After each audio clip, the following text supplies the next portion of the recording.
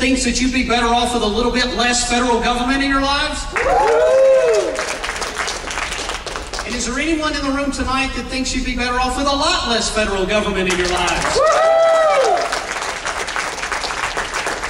I am Ray McBerry, and I am a Republican candidate for governor, and I agree with what Robert said. You know, we need to get engaged, we need to get involved with the local parties, whatever the parties are in your particular area, because the truth of the matter is that we Georgians, represented here in this room, share the same traditional values that almost every Georgian family shares here in the state of Georgia.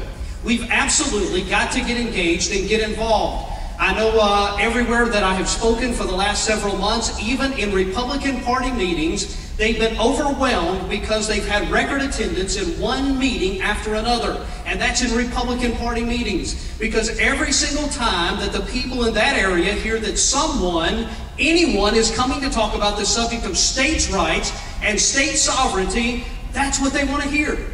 And the people are excited to realize that there is something different. I am Ray McBerry, and I want to tell you that I am a proud member of both Campaign for Liberty and GeorgiaCarry.org. I'm very glad to be a member of both.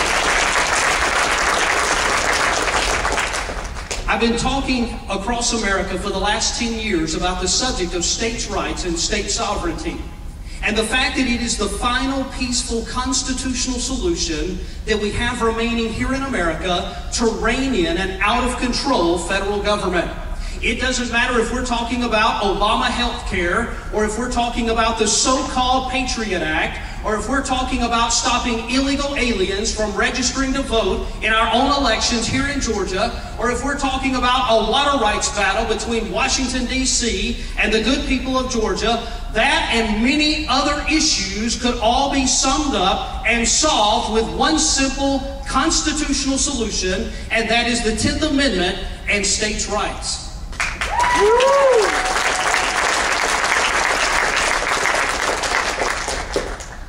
Many of you here have heard me tell the story, but I'm going to tell it again for those that may not have heard it. Georgia has a long, rich history, not only in standing up for states' rights, but in leading the way in standing up for states' rights.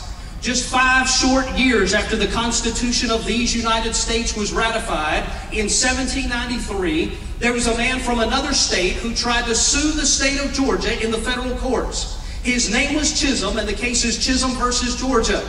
In that case, the federal judge ordered the state of Georgia to come and appear before the federal court so that he could hear the case and rule on the matter. Now, here's what the state of Georgia had to reply in 1793. The state of Georgia said, "We will not come and appear before the federal court on this or any other matter, because it was the states who created the federal government, not the other way around."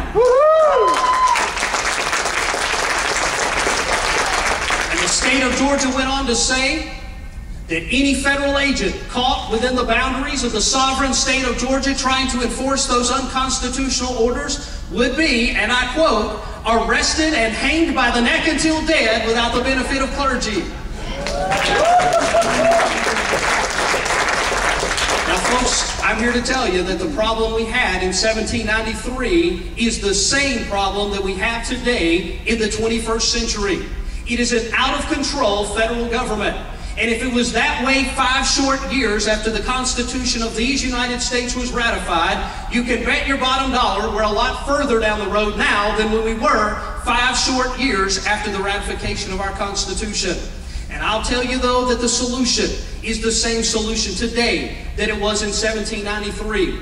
And that is to begin to elect governors and General Assemblymen all across America who will stand up every single time that Congress or Washington hands something down to the people that's unconstitutional, and to have governors and members of the General Assembly who will hold up the Constitution and say, Article 1, Section 8 of the Constitution, show me where you have the authority to do it, or get that stuff out of my state.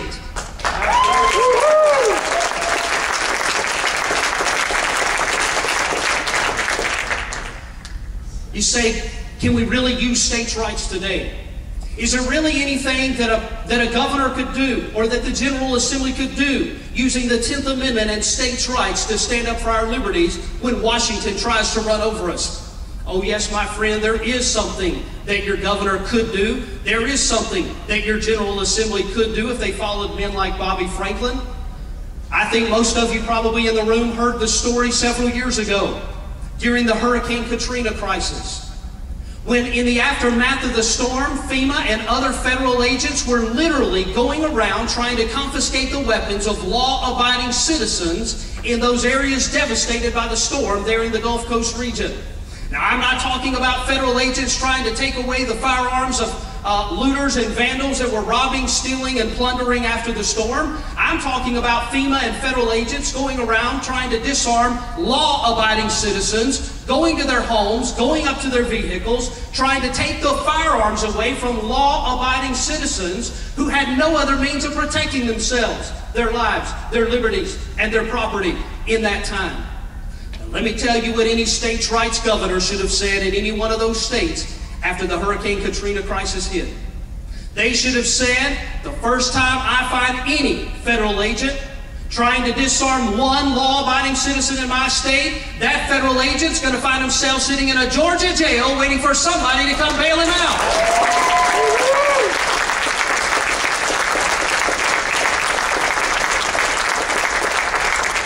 Every time I tell that story, I have people afterwards that ask me, that say, Ray, you just tell that because it's fun to tell, right? No, it is fun to say, but the truth is, it's the constitutional obligation that your governor has to stand up for your liberties. Absolutely. You see, your governor has the responsibility as the highest officer in the state of Georgia to defend your liberties against all enemies, foreign and domestic. My dear friend, the greatest threat to your liberty tonight does not come from someone over in the Middle East living in the desert in a tent with a turban around his head. The greatest threat to your liberty and to mine tonight comes from somewhere a little bit closer to home, from that Leviathan sitting on the banks of the Potomac in Washington, D.C. And until we have a governor and general assemblies in every state who will stand up to Washington and say, enough is enough, leave my people alone, it's only going to continue to get worse. That's right. And folks, let me remind you, you've already had some people allude to it tonight on the program already. Although I'm a lifelong Republican, I will be the first to admit that our problems did not just begin in January of 2009 when Barack Hussein Obama took office as the president. It has happened because of one administration after another during my entire lifetime and yours, and it does not matter whether they wore an R beside their name or a D beside their name. Because those who pull the strings in Washington are bent on destroying every vestige of life and liberty that you and I possess. And the greatest thing that you and I can do is to do exactly what you've heard tonight, to get involved at the local level, and to get involved at the state level, and to start electing folks at the local and state level who will stand up to Washington and have the courage and the spine to say, enough is enough, leave my people alone. Amen.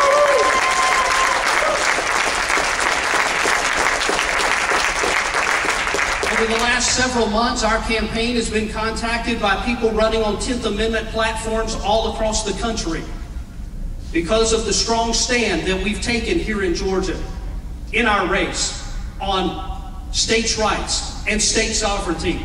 Just in the last month, we've been contacted by more than we had for the last 3 or 4 months, asking us to hold a meeting for candidates from all across the country to be able to come together on the subject of the 10th Amendment and states' rights and work together.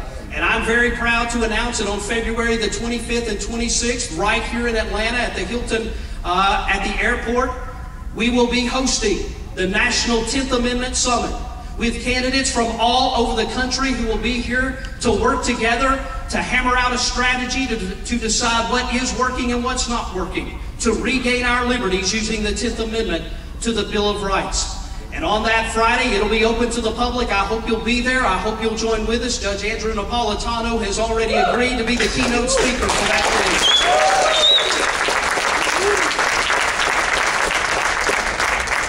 day. Folks, as I close, I just want to leave with you the thought that it's not Atlanta, not Washington, but Georgia first. Thank you. God bless you.